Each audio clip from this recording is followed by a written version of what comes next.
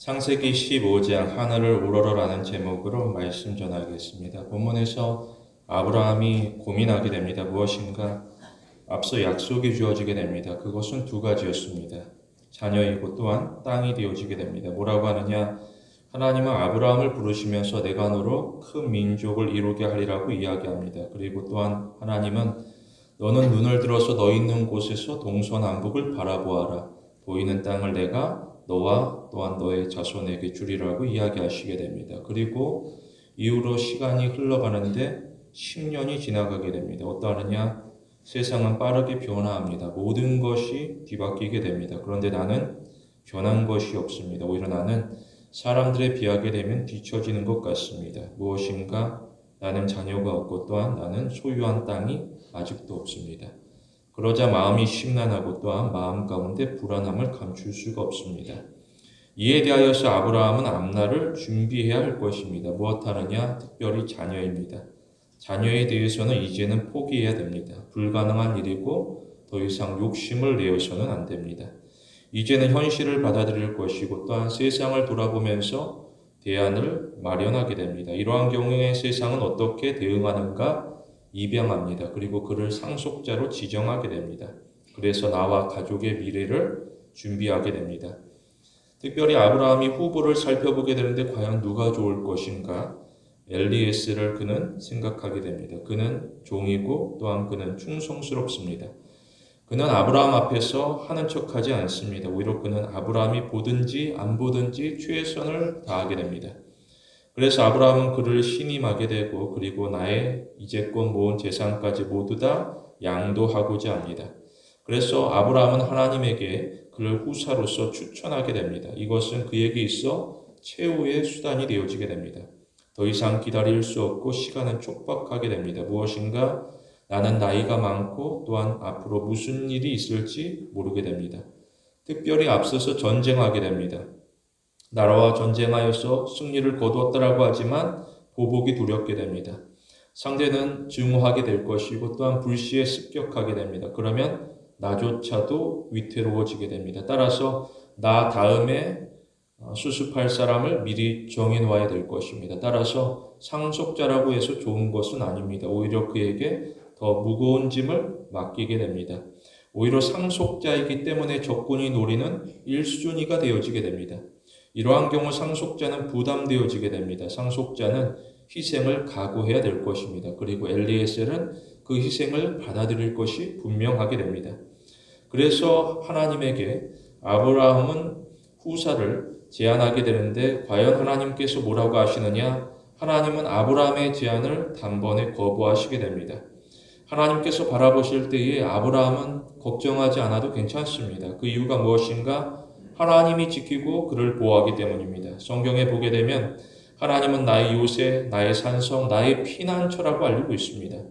우리가 하나님을 신뢰하며 또한 하나님을 찬양하게 됩니다.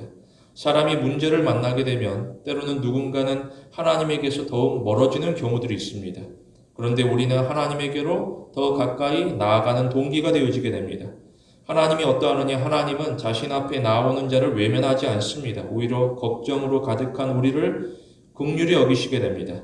과연 하나님께서 이 땅 가운데 무엇을 행하시는가? 하나님은 만물을 통치하고 만물을 다스리시게 됩니다. 이토록 하나님께서는 만물을 보존하시게 됩니다.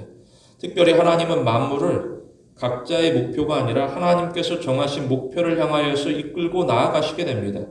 그러므로 사람은 하나님에 대하여서 부정할 수가 없습니다. 사람의 결국은 두 가지 경우입니다. 멸망 또는 하늘나라가 되어지게 됩니다. 우리는 고난 중에 무너지지 않습니다. 오히려 우리는 시선을 하나님에게 고정하며 하나님께서 이루실 결말을 사모하게 됩니다. 시편의 예배자가 성전으로 나아가 찬송하기를 내가 산을 향하여 눈을 들리라 나의 도움이 어디서 올꼬 나의 도움이 천지를 지으신 여호와에게서도다라고 고백하게 됩니다. 우리는 눈을 들어서 내 눈앞의 문제, 산 같은 문제 앞에 좌절할 것이 아닙니다. 오히려 우리는 눈을 들어서 천지를 지으신 보이지 아니하시는 하나님에게 우리의 시선을 고정해야 될 것입니다. 그리고 우리는 옛 습관대로 하는 방식을 따르지 않습니다. 오히려 우리는 어색하더라도 하나님께서 정하신 대로 순종하는 자에게 은혜를 베푸신다. 하나님의 방식을 수용해야 될 것입니다. 기억할 것은 우리가 하나님을 온전히 받아들이기 전까지는 우리는 하나님의 능력을 완전히 경험할 수 없다라는 사실입니다. 우리는 어려울수록 자신의 지식과 능력을 내려놓습니다. 오히려 우리는 어렵기 때문에 하나님의 지혜와 능력을 더욱 의지하게 됩니다. 이로써 우리는 우리가 행할 실수를 줄이고 피하게 됩니다. 대신에 우리는 하나님께서 이루실 승리로 한 걸음 더 가까이 나아가게 됩니다. 본문에서 두 가지로 봅니다. 첫째로 우리는 사랑하는 하나님을 의지합니다. 본문에서는 아브라함과 하나님 사이에 나누는 대화를 기록하고 있습니다. 무엇인가 아브라함이 질문하면 이에 대하여서 하나님이 대답하시게 됩니다. 어떠하느냐? 아브라함의 질문은 솔직하게 됩니다. 그의 마음에 아들을 원합니다. 그러나 현재 아들이 없습니다. 그래서 아들 대신 종을 상속자로 세우고자 합니다. 이에 대하여서 아브라함이 하나님을 원망하면서 질문하고 하나님 앞에 불평하면서 제안하느냐? 그렇지 않습니다. 오히려 아브라함은 하나님의 계획이 너무나도 궁금합니다. 그래서 아브라함은 내가 이 모든 것을 준비하였지만 하나님의 뜻을 알고자 노력하게 됩니다. 그러자 하나님의 대답은 명확합니다. 무엇인가? 하나님은 지금까지 그를 인도하셨고 앞으로도 인도하실 것입니다. 그래서 하나님은 그를 이끌고서 밖으로 나아가게 됩니다. 장막 밖으로 나아가면 별것이 있을까? 아무것도 없습니다. 매일 맞이하는 일상입니다. 낮이 되고 밤이 되어지게 되고 지금은 밤이라 캄캄하고 어둡게 됩니다. 어느 정도냐? 아무것도 보이지 아니하게 됩니다. 오늘날처럼 가로등이 있는 것이 아닙니다. 캄캄한 중에 왜 하나님께서 나를 밖으로 이끌고 나아가실까? 이것은 마치 아브라함이 처한 상황과도 같습니다. 앞이 보이지 아니하는 어두움 가운데 그는 놓여 있습니다. 그런데 어두운 중에 고개를 들어 하늘을 바라보니 어떠하느냐? 별이 빛나게 됩니다. 이 점이 참 독특합니다. 밤이 캄캄하고 어두울수록 오히려 별은 더 환하게 빛나게 됩니다. 그래서 우리의 시선을 사로잡게 됩니다. 특별히 어두운 밤에 빛나는 별은 더욱더 아름답게 됩니다. 이어서 하나님께서 뭐라고 하시느냐? 두 가지를 요청합니다. 별을 셀 것입니다. 그리고 너의 자손이 이와 같을 것을 받아들여야 될 것입니다. 따라서 더 이상 고민하지 않습니다. 오히려 어제와 오늘이 동일한 일상이라 할지라도 앞날에 대하여서 기대를 가져야 될 것입니다. 과연 하나님께서 할 일은 무엇인가? 하나님은 약속을 기억하시고 또한 하나님은 약속을 친히 이루시게 됩니다. 따라서 우리는 하나님을 함부로 비난하지 않습니다. 오히려 우리는 하나님을 더욱 간절히 의지할 뿐입니다. 이처럼 우리에게 있어 기도는 우선순위의 첫 번째가 되어질 것입니다. 고민한다라고 해서 그 고민이 우선순위가 될 것이 아닙니다. 그럼에도 사람이 현실을 돌아보면 어떠하느냐? 세상은 바쁘고 또한 세상은 험난합니다. 문제로 가득하여서 때로는 절망하고 무너지게 됩니다. 그러할 때에 사람은 걱정이라고 하는 거대한 감옥에 갇히게 됩니다. 때로는 기도할 엄두가 나지 아니하고 그 걱정으로 말미암아서 그 짐이 무거워서 주저앉게 되는 경우들이 있습니다. 그럴수록 우리는 더욱더 엎드려져서 하나님 앞에 간구하게 됩니다. 그러면서 우리의 기도는 오히려 깊이를 더해가게 됩니다. 그러면 무슨 일이 일어나느냐? 하나님께서 우리에게 부어주시는 은혜가 임하되 그 은혜의 넓이가 확장되어지게 됩니다. 우리는 하나님을 절대로 비난하지 않습니다. 오히려 우리는 비난할 시간에 하나님에게 더욱 헌신합니다. 이처럼 우리는 신앙에 있어 기본에 충실합니다. 우리는 고민으로 그치는 삶이 아닙니다. 오히려 우리는 내가 할 수 있는 일을 행하고자 하게 됩니다. 우리는 걱정으로 시간을 낭비하지 않습니다. 걱정은 낭비로만 끝나지 않습니다. 오히려 걱정은 우리가 가는 신앙 여정에 있어 길을 막게 되는 가장 커다란 장애물이 되어지게 됩니다. 걱정하기 때문에 하나님에게서 돌아서고 걱정하기 때문에 하나님을 향하여서 불평하게 됩니다. 오히려 우리는 강한 의지를 가져야 될 것입니다. 걱정 가운데 속에서 나는 언제나 하나님의 인도하심을 따라가겠다라는 그 각오로서 앞으로 나아가게 됩니다. 본문에서 하나님께서 아브라함을 밖으로 인도하실 때에 만약 아브라함이 밖으로 안 나가겠다 버티면 어떠할 것인가? 버틸 수 있는 그 이유는 다양할 수 있습니다. 지금 나의 기분이 그렇지 않습니다. 그리고 밖에 나가도 나의 고민은 풀어질 것 같지 않습니다. 그리고 나의 상황도 나아질 것 같지 않습니다. 이런저런 이유로서 자신을 계속해서 정당화할 수 있습니다. 오히려 하나님을 향하여서 탓할 수도 있습니다. 그러면 아무 일도 일어나지 않습니다. 하나님의 인도를 따라가지 아니하고 제자리에 멈췄으면 아무 일도 일어나지 않습니다. 오히려 아브라함은 더 깊은 좌절에 빠져들 뿐입니다. 돌아보게 되면 우리 역시 부족합니다. 우리 역시 감정에 그리고 상황에 휘몰아치고 우리가 휘둘리게 됩니다. 이처럼 사람이 실수하고 때로는 실패하게 됩니다. 그러나 하나님은 우리와 다른 분으로서 완전하시게 됩니다. 어떠하느냐 하나님은 실수가 없고 또한 실패하지 않습니다. 오히려 하나님은 전능하여서 하나님에게는 어려운 일이라는 것은 없습니다. 시편에 보게 되면 우리는 주는 위대하고 능력이 많다라고 찬양하게 됩니다. 그리고 요한계시록에 보게 되면 할렐루야 구원과 영광과 능력이 우리 하나님에게 있다라고 알리고 있습니다. 구약과 신약 모든 예배하는 자는 하나님을 향하여서 하나님은 전능하다, 능력이 많다, 구원이 하나님에게 있다라고 고백하는 공통점을 가지고 있습니다. 우리는 부족한 나 자신에게 초점을 맞추지 않습니다. 오히려 우리는 온전하신 하나님에게 초점을 맞춰야 됩니다. 이것이 바로 기도의 의미가 되어지게 됩니다. 나를 철저히 내려놓고 하나님을 더욱 간절히 사모하게 됩니다. 그런데 누구는 기도에 있어서 응답이 매우 중요하게 됩니다. 그래서 부지런히 열심히 기도합니다. 그런데 응답이 보이지 아니하게 됩니다. 그러면 누구보다 더 크게 실망합니다. 기도함으로 말미암아 믿지 않는 자보다 더 크게 실망하고 좌절하게 됩니다.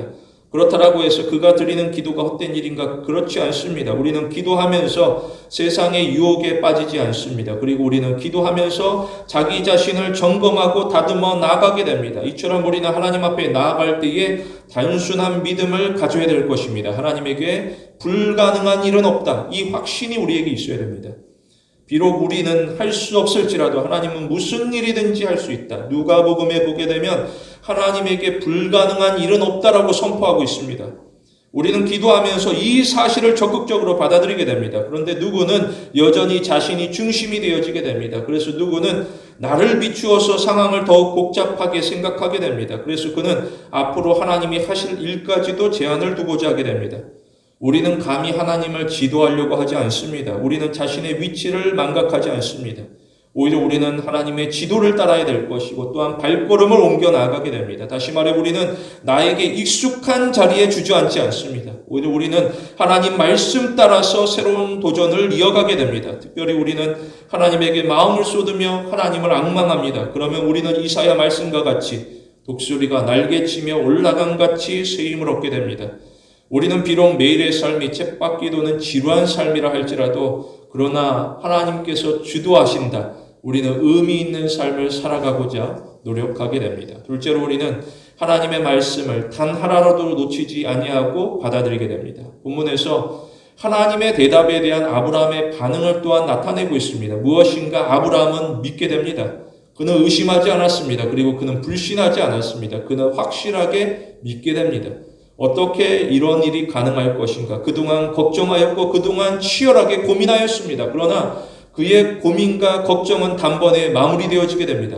그렇다라고 해서 당장 내일부터 문제가 단번에 해결될 것인가? 그렇지도 않습니다. 문제는 여전히 진행 중에 있고 조금 더 나아지지 않습니다.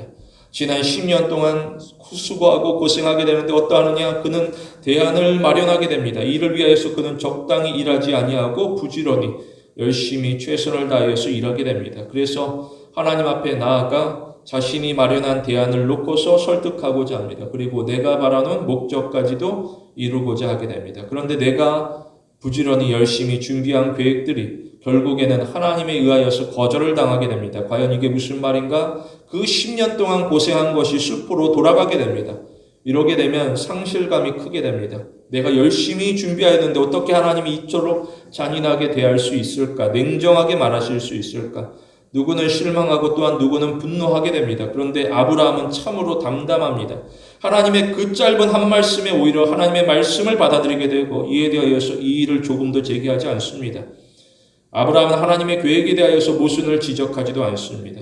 그렇다라고 해서 아브라함이 하나님의 말씀, 과연 하나님께서 어떻게 이루어 가실지 그가 100% 이해한 것인가? 그렇지도 않습니다. 과연 하나님의 말씀을 이러한 상황 가운데 처해 있다라고 하면 누가 이해할 수 있을까? 그러한 사람은 찾기가 힘들 것이 분명합니다. 이것은 오늘날에도 마찬가지입니다. 예를 들어서 사람들은 세상의 시작에 대하여서 궁금해하게 합니다. 그래서 많은 과학자들이 연구하고 또 많은 사람들이 이에 대하여서 추정하고 결론을 내리고자 하게 됩니다. 과연 사람들이 내린 결론은 무엇인가? 사람들은 창조론을 거부하고 대신에 사람들은 진화론을 받아들이게 됩니다. 왜 그러하느냐? 핵심은 이해입니다. 창조로는 이해가 되지 않습니다. 그런데 진화론은 이해가 되기 때문입니다. 그래서 사람들은 창조론이 아니라 진화론을 선택하게 됩니다. 여기서 이해의 주체는 누구인가? 하나님이 될 수 없습니다. 사람이 되어지게 됩니다. 내가 이해하기 때문에 받아들이게 됩니다. 그런데 사람은 피조물에 불과하게 됩니다. 그리고 하나님은 진정한 창조주입니다. 그럼에도 사람들은 하나님을 배제합니다. 그리고 사람들은 자기 이해와 자기 지식으로 하나님이 창조하신 세상까지도 규정하려고 합니다. 이토록 사람이 완고하게 됩니다. 무엇인가 사람은 자기 주장만을 고집합니다. 그리고 사람은 다양한 논리로서 자기의 생각을 합리화하게 됩니다. 그럴수록 사람은 진실을 왜곡하게 되고 오히려 진리로부터 더욱 멀어질 뿐입니다.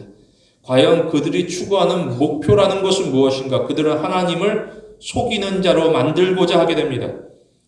그래서 하나님께서 사람들을 속이느냐, 사람들에게 거짓말을 하느냐? 그렇지 않습니다. 오히려 반대입니다. 하나님은 진리를 선포합니다. 그럼에도 사람들은 하나님에 대하여서 속이는 자, 거짓말하는 자로 취급하게 됩니다. 이 부분이 비교되어지게 됩니다. 하나님께서는 모든 일을 할 수 있습니다. 우리는 하나님이 할 수 없는 일을 상상할 수가 없습니다. 그런데 하나님이 할 수 없는 일이 딱 하나 있습니다. 그게 무엇인가? 하나님은 거짓말을 하시지 않습니다. 할 수가 없습니다. 디도서에 보게 되면 하나님은 거짓이 없다라고 알리고 있습니다. 그 이유가 무엇인가? 이는 하나님의 본성과 어긋나기 때문입니다. 그런데 사람은 어떤가? 사람은 모든 일을 할 수가 없습니다. 그런데 사람이 할 수 있는 일이 하나 있습니다. 그게 무엇인가? 사람은 거짓말을 할 수가 있습니다. 그래서 사람은 자신의 유익을 얻고자 합니다. 세상 가운데 속에서 속임으로써 자신의 유익을 얻고자 하는 경우가 얼마나 많이 있습니까? 이에 대하여서 성경이 경고하게 되는데 뭐라고 하느냐? 잠언에 보게 되면 속이는 저울은 하나님이 미워한다라고 알립니다. 이어서 속이는 말로 재물을 모으는 것은 죽음을 구하는 것이라고 알리고 있습니다. 우리는 하나님에게 선택을 받았습니다. 따라서 우리는 하나님이 보기에 정직하게 살아갑니다.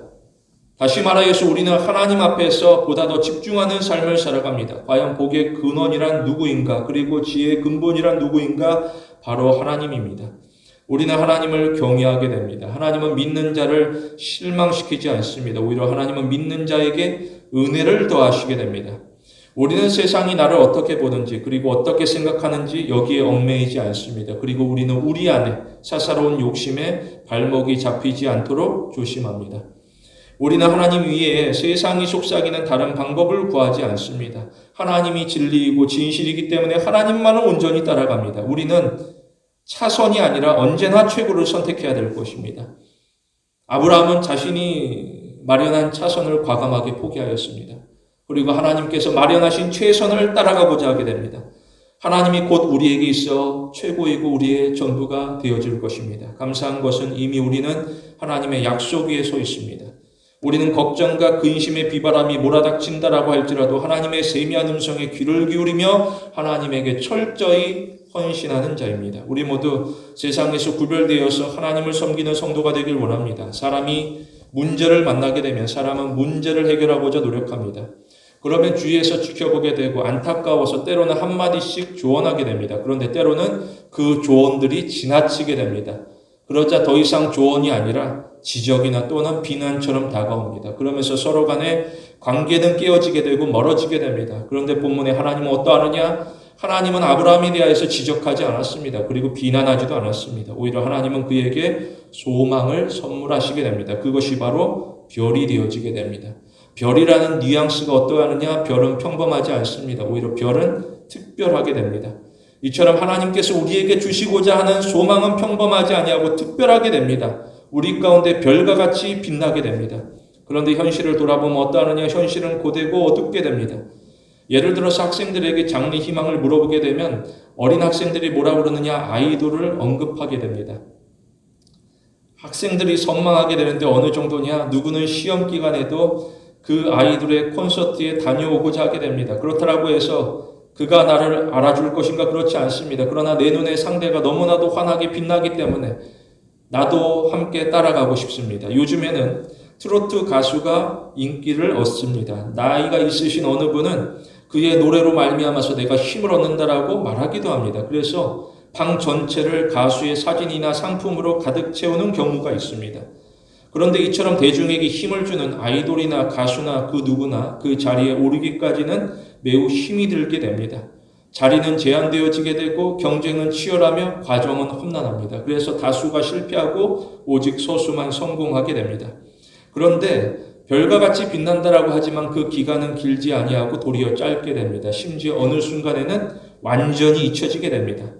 그래서 어려서는 장래 희망이 다양할 수 있습니다. 아이들에게 너가 커서 무엇이 되고 싶으냐라고 물어보게 되면 마치 못할 것이 없습니다. 무엇이든지 할 수 있을 것만 같습니다.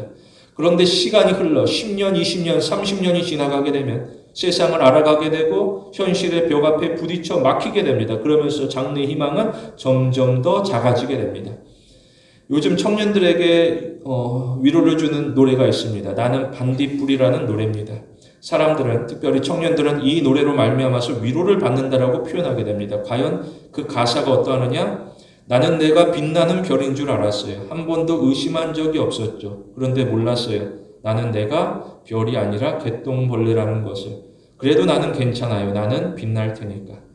사람들은 현실 앞에서 초라한 모습을 발견하게 됩니다. 이에 대해서 사람은 나는 볼품없는 자가 아니라고 스스로 외치면서 스스로 위로를 받고자 하게 됩니다. 과연 우리는 어떠하느냐? 우리의 모습 역시도 볼품없고 초라하게 됩니다. 이에 대하여서 이사야에 보게 되면 지렁이 같은 너 야고바라고 부르고 있습니다. 교인은 무기력하고 세상 가운데 고통당하며 꿈틀거리는데 할 수 있는 일이 아무것도 없습니다. 오히려 모두가 외면하고 무시하게 됩니다. 그 이유가 무엇인가? 이유는 그가 너무나도 징그럽기 때문에 아무도 지렁이를 가까이 하고 싶지 않습니다. 누구도 지렁이 곁에 남지 않습니다. 그런데 하나님은 뭐라 그러느냐? 하나님은 두려워하지 말아라. 나 여호와가 말하노니 내가 너를 도울 것이라. 너의 구속자는 이스라엘의 거룩한 자라라고 이야기하시게 됩니다. 우리에게 있어 가장 큰 별, 빛나는 별은 누구인가? 바로 하나님입니다. 하나님이 우리의 인생 가운데 찾아오셨고 임하셨고 하나님께서 사랑을 더하시사 사랑이 충만하여서 우리의 삶 가운데 별과 같이 빛나게 됩니다. 그리고 하나님께서 바라보실 때 우리의 모습이 이와 같습니다. 우리 현재 모습은 비록 지렁이 같아 보일지라도 우리의 앞날은 별과 같이 빛날 것을 하나님께서는 약속하시고 장담하시게 됩니다. 과연 이처럼 우리를 사랑하는 분이 어디 있을까? 그럼에도 사람들은 저마다 자신만의 목적을 가지고서 하나님 앞에 다가옵니다. 그리고 누구는 하나님을 위하여서 수고하고 또 때로는 누군가는 하나님을 위하여서 희생한다라고 합니다. 그런데 하나님과 동행하는 것은 철저하게 거부합니다. 이게 무슨 말인가? 그는 자신의 목적이 채워지면 언제든지 떠날 마음의 준비를 끝마치게 됩니다. 그러나 우리는 하나님의 사랑에 굴복할 것입니다. 우리는 하나님의 사랑의 깊이에 대하여서 너무나도 잘 알고 있습니다. 따라서 우리는 하나님 앞에서 두 마음을 품지 않습니다. 그리고 우리는 하나님 곁을 떠나지 아니하고 오히려 황무지 같은 삶 가운데 속에서 하나님만을 추구하고 경외하게 됩니다.